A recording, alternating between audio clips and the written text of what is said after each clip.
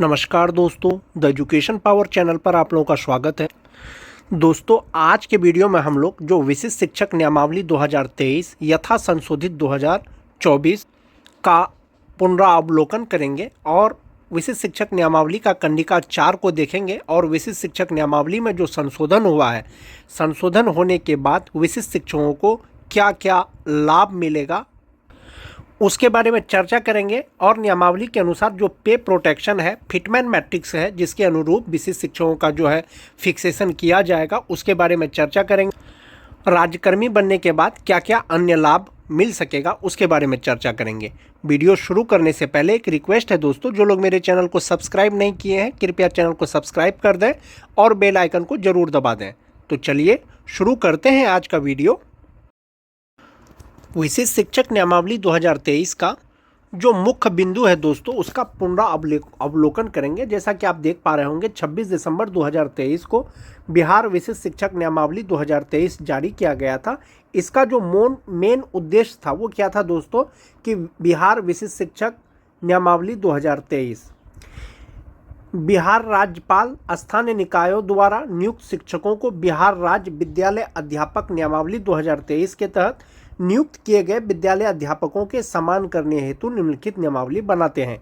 यानी स्थानीय निकाय के शिक्षकों को विद्यालय अध्यापक के समान बनाने, विद्यालय अध्यापक के जैसा जो सुविधा है वो देने के लिए बिहार विद्यालय विशिष्ट शिक्षक नियमावली 2023 बनाया गया था, जो 26 दिसंबर 2023 से प्रभावी हुआ था।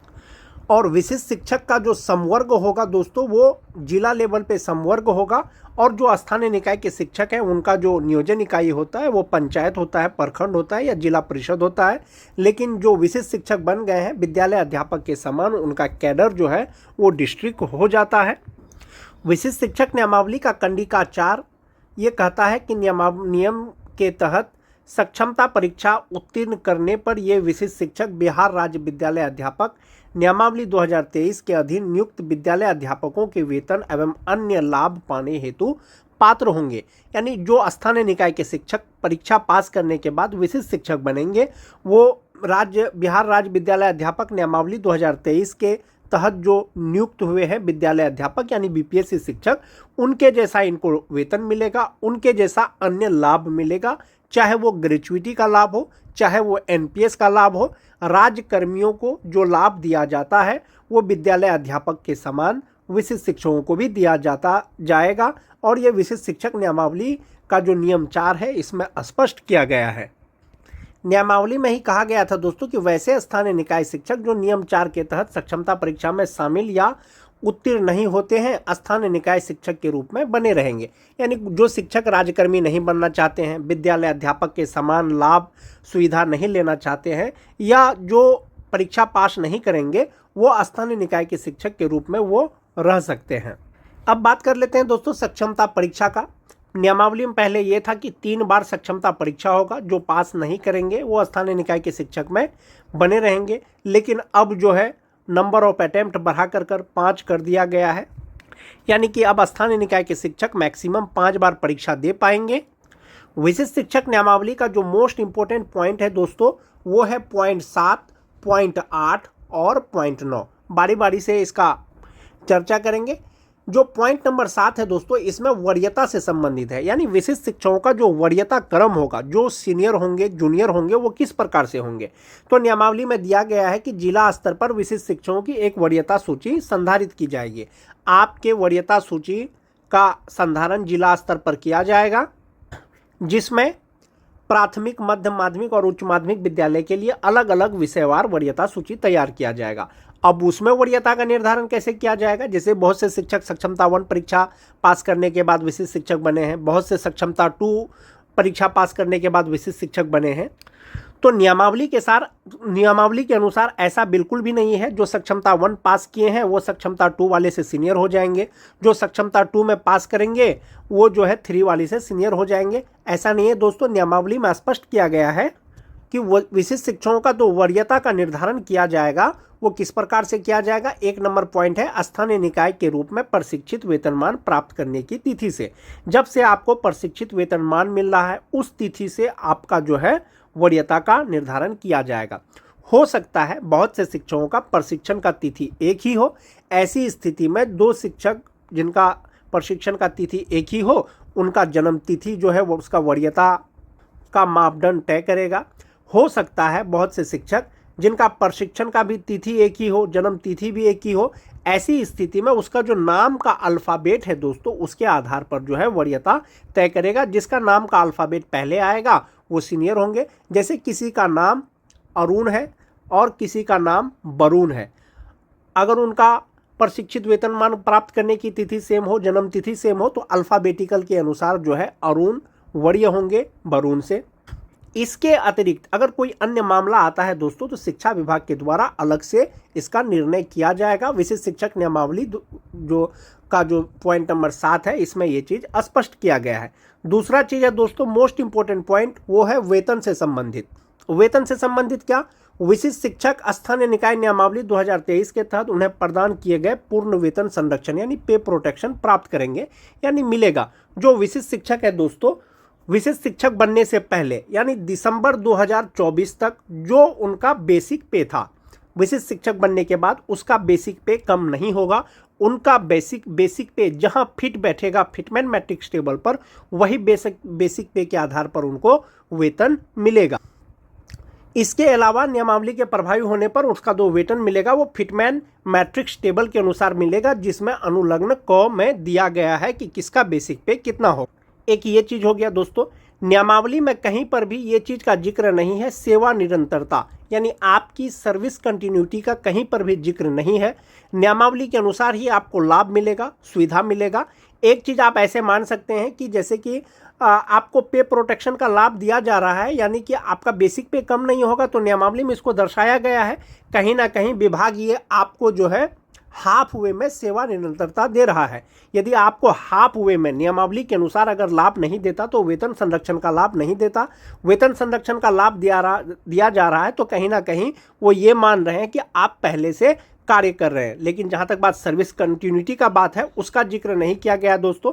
नियमावली में सिर्फ और सिर्फ आपको पूर्ण वेतन संरक्षण का लाभ मिलेगा, इसका जिक्र किया गया है। फिटमैन मैट्रिक्स टेबल के अनुसार आपको वेतन मिलेगा, इसका जिक्र किया गया है। और फिटमैन मैट्रिक्स टेबल जो होगा वो अनुलग्न क के अनुसार आपको वेतन मिलेगा, इसका जिक्र किया गया है। इसके अतिरिक्त यदि अन्य कोई लाभ दिया जाएगा जैसे सर्विस कंटिन्यूटी या सेवा निरंतरता, संभवतः दोस्तों नियमावली में संशोधन होगा या विभाग इसके लिए अलग से आदेश जारी करेगा। आपका जो प्रोन्नति होगा दोस्तों वो लगातार 8 साल सेवा के बाद होगा, लेकिन ये 8 साल जो होगा वो आपके विशिष्ट शिक्षक के रूप में प्रथम योगदान की तिथि से माना जाएगा। कोई शिक्षक मान जाते हैं 1 जनवरी 2025 को विशिष्ट शिक्षक बने हैं, तो वो प्रोन्नति लेने योग्य होंगे 1 जनवरी 2033 के बाद। और जो प्रमोशन होगा वो इसी के आधार पर होगा। 1 to 5 के जो विशिष्ट शिक्षक हैं 6 to 8 के बनेंगे, जो 6 to 8 के हैं वो 6 to 8 के वरीय, जो 9 10 के हैं वो 11 12 के, जो 11 12 के हैं वो 11 12 के वरीय विशिष्ट शिक्षक बनेंगे। ये प्रोन्नति लेने के लिए आपका जो एसेंशियल क्वालिफिकेशन है वो होना चाहिए। जैसे कि बेसिक ग्रेड के शिक्षक हैं, स्नातक ग्रेड के शिक्षक बनने के लिए जो क्वालिफिकेशन चाहिए अगर वो होगा और रिक्ति रहेगा तो आपका पदोन्नति उस समय कर दिया जाएगा, 8 साल की सेवा के बाद किया जाएगा। विशिष्ट शिक्षक का जो संशोधित नियमावली है दोस्तों वो 19 दिसंबर 2024 को प्रकाशित किया गया है और इसमें स्पष्ट किया गया है जो विशिष्ट शिक्षक नियमावली का नियम 4 है सक्षमता परीक्षा से संबंधित। क्या विभाग अपने द्वारा एक सरकारी एजेंसी के माध्यम से सभी कार्यरत स्थानीय निकाय के शिक्षकों के लिए सक्षमता परीक्षा आयोजित करेगा और वो जो एजेंसी होगा वो BSEB यानी बिहार विद्यालय परीक्षा समिति होगा। सक्षमता परीक्षा नियमावली के प्रवृत्त होने की तिथि से 2 वर्ष की अवधि में आयोजित की जाएगी। प्रत्येक स्थानीय शिक्षक को सक्षमता परीक्षा उत्तीर्ण करने हेतु 5 अवसर प्रदान किए जाएंगे। पहले नियमावली में सिर्फ 3 बार का जिक्र था दोस्तों, चूंकि अब आपको 5 बार दिया जाना है तो उस पर संशोधन किया गया है। उसी तरह से यदि आपको सेवा निरंतरता या सर्विस कंटिन्यूटी का लाभ दिया जाएगा या अन्य कोई लाभ दिया जाएगा तो संभवतः नियमावली में संशोधन होगा या विभाग द्वारा आदेश जारी किया जाएगा। फिलहाल विशिष्ट शिक्षक बनने के बाद जो विद्यालय अध्यापक हैं यानी BPSC शिक्षक है उसके अनुरूप आपको वेतन लाभ वो मिलेगा। पहले जो विशिष्ट शिक्षक नियमावली था दोस्तों, उसमें था कि एलोटेड डिस्ट्रिक्ट में आपको कहीं भी पोस्टिंग दिया जाएगा विशिष्ट शिक्षक बनने के बाद।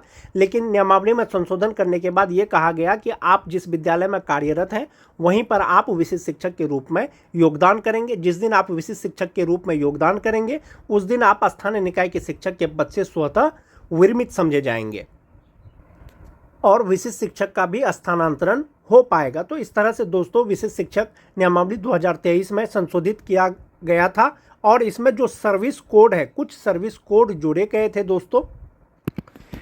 जहां तक बात वेतन का है दोस्तों, विशिष्ट शिक्षकों का जो बेसिक पे होगा उसी के आधार पर उनको बेसिक पे जो है उनका ग्रॉस सैलरी बनेगा, वो उनको वेतन का भुगतान किया जाएगा। लेकिन उनका जो बेसिक पे होगा वो कितना होगा? सबसे पहले जो अनुलग्न क है दोस्तों, फिटमैन मैट्रिक्स टेबल है जिसके अनुरूप विशिष्ट शिक्षकों को जो वेतन मिलेगा वो देख लेते हैं।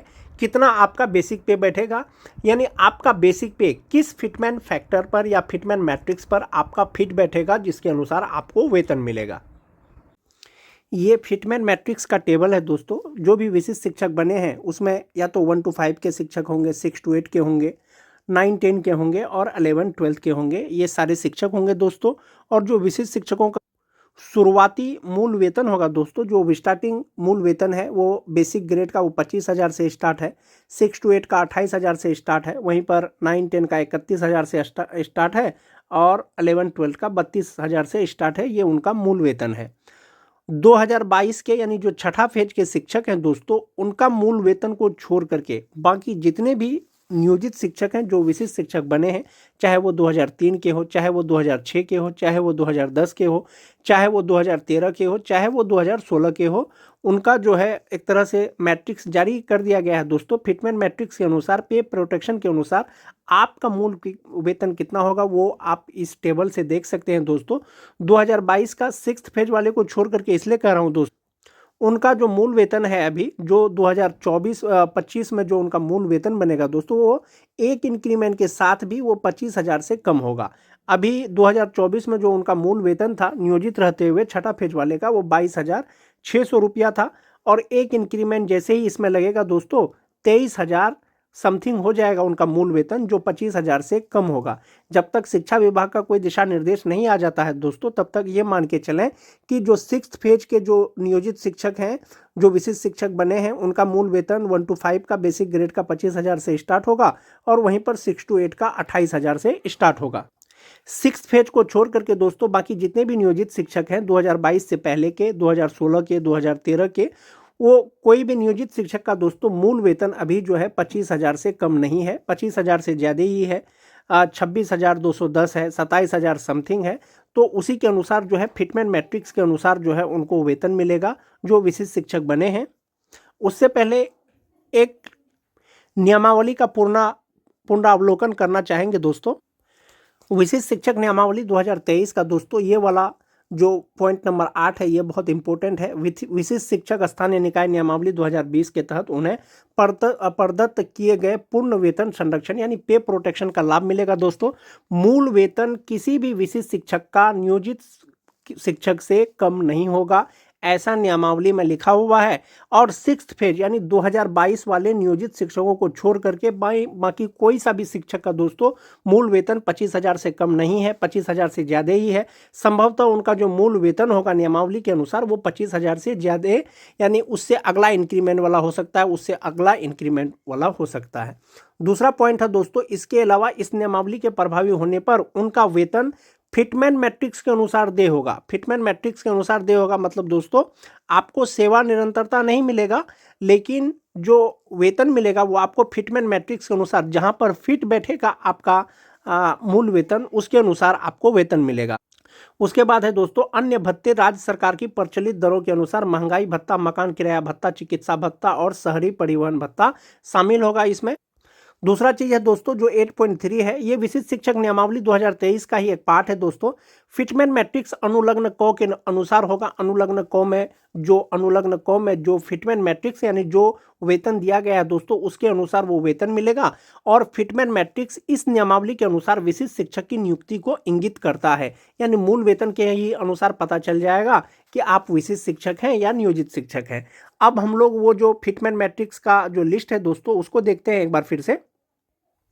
बहुत से शिक्षकों का दोस्तों मूल वेतन 26,210 रुपया है, लेकिन 26,210 का फिटमेंट मैट्रिक्स का अनुसार हुआ कि उनका जो मूल वेतन है वो कहाँ पर फिट बैठ रहा है। तो 26,210 के आगे वाला उससे कम मूल वेतन नहीं मिलेगा दोस्तों। तो 26,210 से कम 25,750 है जो उनको नहीं मिलेगा, तो उससे अगला वाला उनको मिलेगा। तो 26,210 रुपया जिनका मूल वेतन है नियोजित रहते हुए था, उनका जो है विशिष्ट शिक्षक बनने के बाद वो 26,520 रुपया हो जाएगा। उसी तरह से 27,010 रुपया एक शिक्षक का 2013 या 2016 के शिक्षक होंगे जिनका मूल वेतन 2024 में 27,010 रुपया था। यदि वो विशिष्ट शिक्षक बन गए हैं तो उनका मूल वेतन 27,010 से कम नहीं होगा। तो 27,000 से 10 से कम नहीं होगा, तो उसके आसपास वाला फिट जो है वो है 27,320 रुपया। यानी 2024 में जो नियोजित शिक्षक का मूल वेतन 27,010 रुपया था, अब उनका मूल वेतन हो जाएगा 27,320 रुपया। इसी के आधार पर आप लोग इस चार्ट के माध्यम से अपना अपना मूल वेतन देख सकते हैं दोस्तों। जो 2003 के नियोजित शिक्षक थे उनका मूल वेतन 30,420 रुपया था 2024 में, और 2025 में जो है 31,000 समथिंग हो गया था। तो 30,420 से कम नहीं होगा मूल वेतन, तो उनका अगला इंडेक्स 30,750 रुपया होगा। यदि एक इंडेक्स का लाभ और देता है, इंक्रीमेंट का लाभ यदि गवर्नमेंट उनको देती है, तो 31,000 समथिंग उनका मूल वेतन होगा दोस्तों 2025 में नियोजित शिक्षक का। तो उसका अगला जो इंडेक्स हो जाएगा वो 31,670 रुपया हो जाएगा। वो इसी हिसाब से दोस्तों सभी प्रकार के शिक्षकों का ये वेतन की गणना है चार्ट के अनुसार, फिटमेंट मैट्रिक्स के अनुसार, कि आपका जो मूल वेतन है कहाँ पर फिट बैठ रहा है। वहीं पर अगर 6 to 8 की बात करेंगे दोस्तों, 28,000 से उनका मूल वेतन स्टार्ट है, और जो 2013-2016 के जो नियोजित शिक्षक हैं, जो विशिष्ट शिक्षक अभी बने हैं, उनका मूल वेतन किसी का भी 28,000 से कम नहीं है, स्नातक ग्रेड का भी। तो उनका मूल वेतन जो है 28,840 से 28,000 से ज़्यादा ही होगा, हो सकता है 28,840 रुपया हो। यदि एक इंक्रीमेंट का लाभ देती है सरकार तो उनको 29,700 रुपया हो जाए।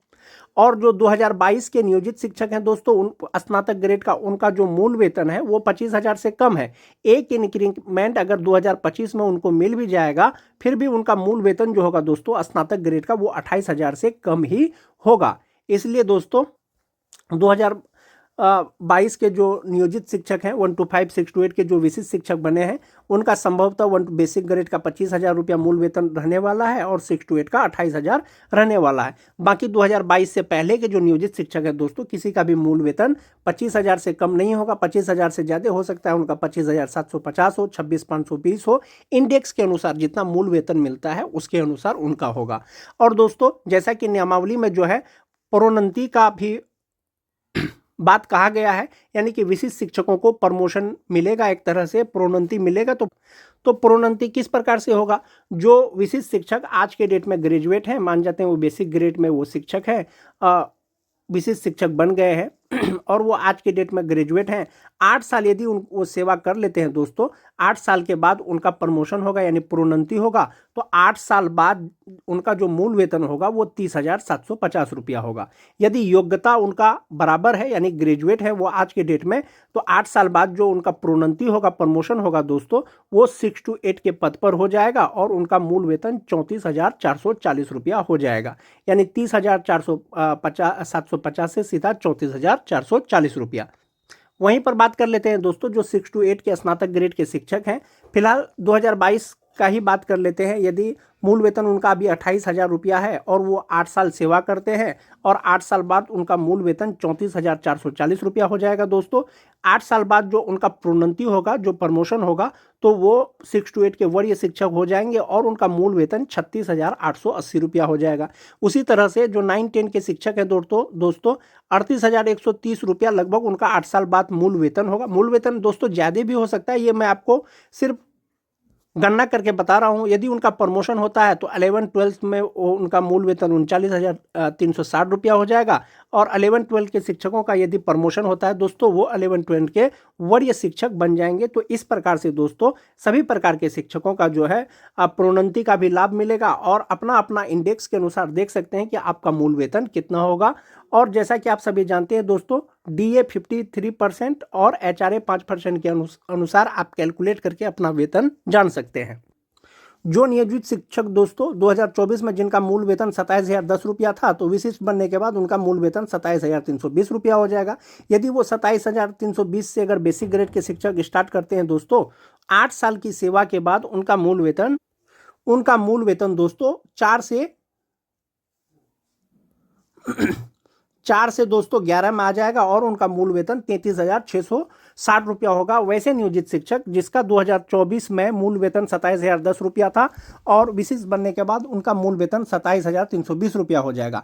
यदि वो आज के डेट में ग्रेजुएट हैं और 8 साल सेवा करने के बाद वो इंडेक्स 11 में पहुंचेंगे और उस समय उनका मूल वेतन 33,600 रुपया होगा।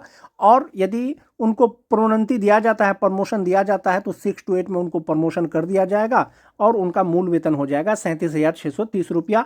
इसी के अनुसार दोस्तों उनको विशिष्ट शिक्षक के तौर पर अनुमान्य वेतन मिलेगा और फिटमैन मैट्रिक्स टेबल यही अनुलग्न क है जो विशिष्ट शिक्षक नियमावली 2023 में इसको दिया गया है दोस्तों। विद्यालय अध्यापकों का भी जो बेसिक पे है दोस्तों वो इसी के आधार पर है। विद्यालय अध्यापक का भी बेसिक पे, स्टार्टिंग बेसिक पे 25,000 है, 1 to 5 का, 6 to 8 का 28,000 और 9-10 का 31,000, 11-12 का 32,000 उनका स्टार्टिंग पे ये है। और जो स्थानीय निकाय के शिक्षक विशिष्ट शिक्षक बने हैं, इसमें डिफरेंस इतना है दोस्तों, जो आपने पहले वर्क किया है, सेवा किया है, सेवा निरंतरता का लाभ नहीं दिया जा रहा है, लेकिन आपको वेतन संरक्षण का लाभ दिया जा रहा है विद्यालय अध्यापक की तुलना में। यानी कि जितना बेसिक पे आपको मिल रहा था उतना ही बेसिक पे या उसके पास वाला बेसिक पे आपको जो है विशिष्ट शिक्षक बनने के बाद भी मिलेगा। जो बेसिक पे आपको मिल रहा था वो बेसिक पे कम नहीं होगा। आज के वीडियो में दोस्तों बस इतना ही। वीडियो अच्छी लगे तो अपने दोस्तों में लाइक और शेयर जरूर कर दें। धन्यवाद।